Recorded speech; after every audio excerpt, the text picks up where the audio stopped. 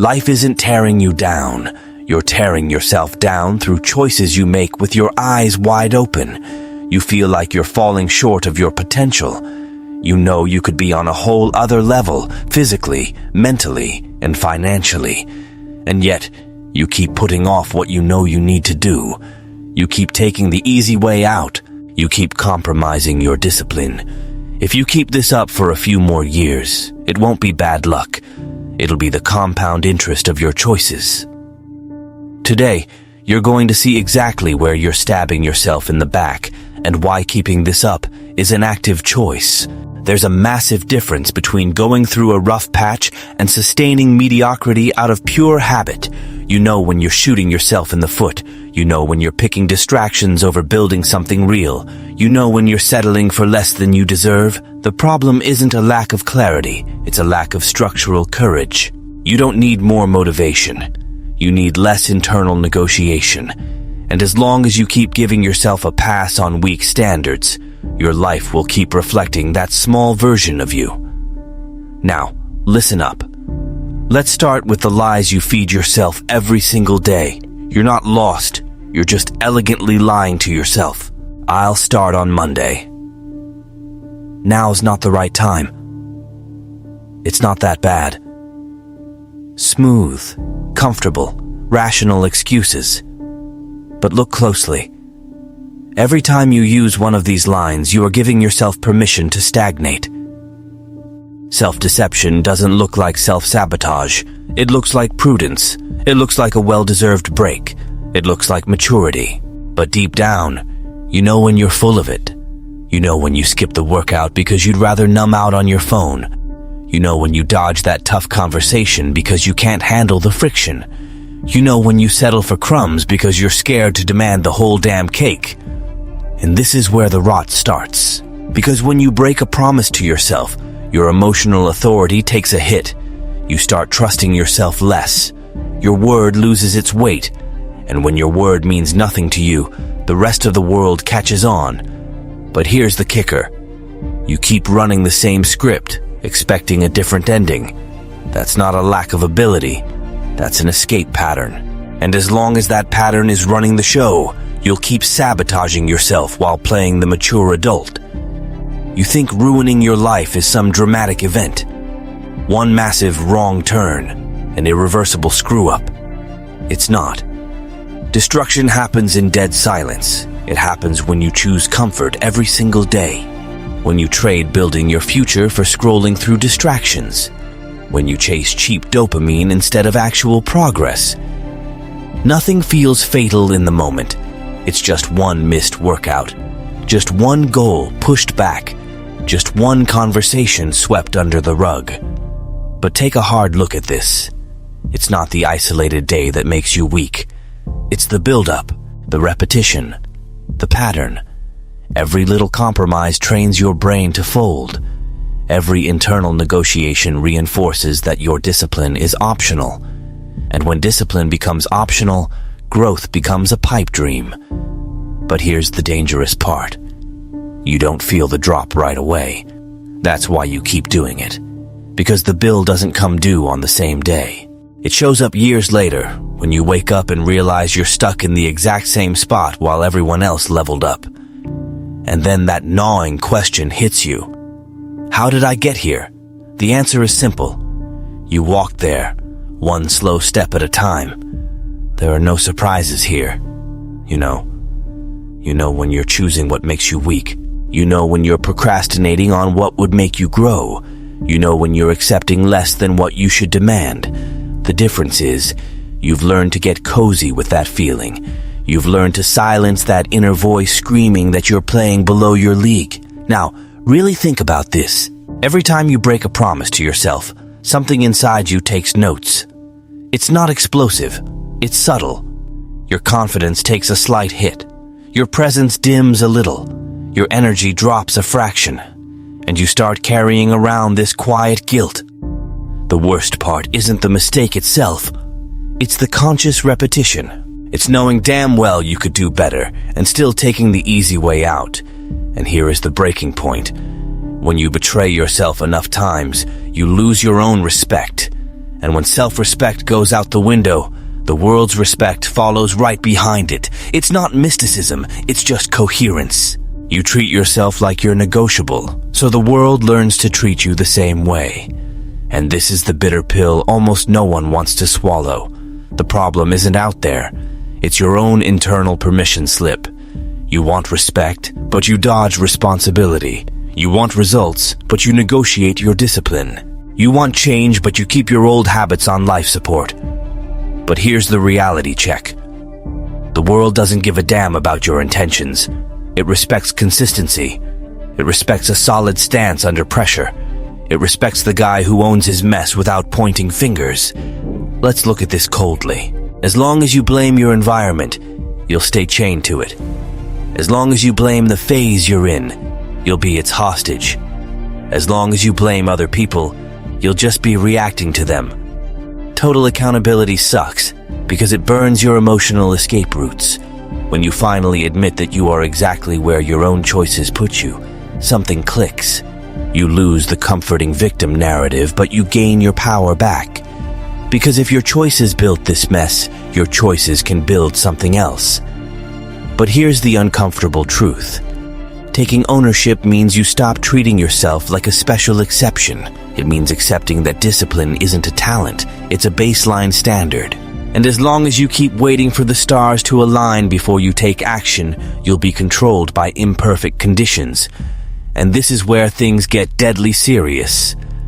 Let's shoot straight. You say you want to level up, but you engineer your life to stay comfortable. You want a built physique, but you coddle your laziness.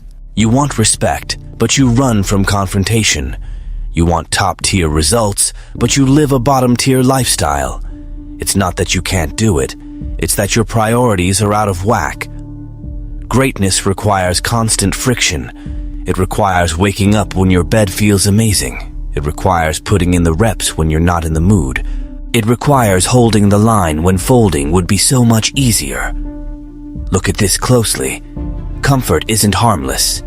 Weaponized comfort is a prison. Every time you take the path of least resistance, you feed the version of you that cracks under pressure. Every time you run from discomfort, you train your mind to dodge growth. But here's the real deal. You don't actually hate your life. You hate the effort it takes to change it. And as long as you prioritize a quick fix over building a long-term foundation, you'll just keep piling up regrets. Because the life you want requires a man you aren't being yet. And wishing won't change that. Only a brutal disruption will. You like to tell yourself you're just going through a phase. That you'll get your act together eventually. That you're just gathering experience before you hit the gas. But here's the trap. A phase becomes a pattern when it overstays its welcome. And a pattern becomes your identity when you stop questioning it. Choosing not to decide is a decision. Staying put is an active choice. Marinating in the same habits, the same routine, the same mindset, that is a decision you make every single morning. Look at the cold, hard facts. Time isn't pausing while you figure your shit out. It's compounding consequences. Your physique reflects your level of discipline. Your career reflects your level of courage.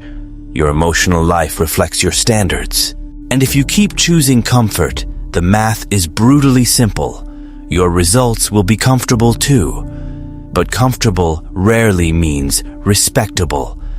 And here's where it gets truly gut-wrenching. 5 years from now, you will be living the exact sum of the decisions you are procrastinating on today. And when that future knocks on your door, there won't be any surprises. Just a harsh confirmation. That's when reality hits like a freight train. This next sentence is going to sting because it burns your safety net. You are exactly where you allowed yourself to be. Not where you dreamed. Not where you visualized. Where you tolerated. Every boundary you failed to set. Every goal you bailed on. Every standard you compromised. All of it built the exact reality you're sitting in right now. Look at this with brutal honesty. It's not about guilt. It's about extreme ownership. When you admit that you allowed it, you also realize you have the power to stop it. But here's the shocker. As long as you insist on playing the victim of your circumstances, you will keep acting powerless. And you know that's a lie. You know you could have pivoted at 100 different crossroads. You know you could have stood your ground, been more disciplined, more consistent, but you took the easy way out, and the easy way charges sky-high interest. The truth is simple. You weren't dragged here. You walked here on your own 2 feet. And continuing to walk down this same road is also a choice. But there's a breaking point where you stop. And when you stop, the decision stops being emotional and becomes structural. The ultimate betrayal doesn't come from the outside. It's an inside job. It's when you make a promise to yourself and blow it off. When you draw a line in the sand and step right over it. When you know exactly what needs to be done and choose the exact opposite. You don't need more information.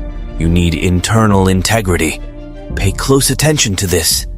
Every single time you betray yourself, your brain keeps a tally. It stops trusting your word. It starts treating your discipline as a suggestion. It weakens your entire backbone. But here's the turnaround. You only earn back your self-respect when you take negotiation off the table. The rule is simple. Don't miss twice. Don't open a distraction before you've handled your priority. Don't accept disguised disrespect. It sounds basic. But mastering the basics on repeat builds a bulletproof identity. You want to change your life? Then stop stabbing yourself in the back on the micro decisions. Because that's the exact battlefield where your authority lives or dies. And when you finally start backing up your own word, a massive shift happens. Your energy changes. Your posture changes. The room reacts differently to you. And this is where the comeback stops being just a speech and becomes your new default setting. You can try to sweet-talk the world with grand speeches. It doesn't work. The world responds to the standard you uphold. If you uphold discipline, it responds with respect. If you uphold laser focus, it responds with opportunity. If you uphold mediocrity, it responds with dead silence. It's simple. It's not mystical. It's coherence. See this clearly. When you start moving differently on a consistent basis, the game changes. Not because you asked nicely, but because your entire baseline shifted. You talk less. You execute more. You complain less. You solve more. You negotiate less. You endure more, and the environment takes notice. But here's the detail that separates the talkers from the doers. This takes daily maintenance. It's not a one-week hype train. It's quiet, relentless repetition. It's grinding when nobody's watching. It's emotional control when flying off the handle would be so much easier. It's owning it, even when it burns. And here is the bottom line.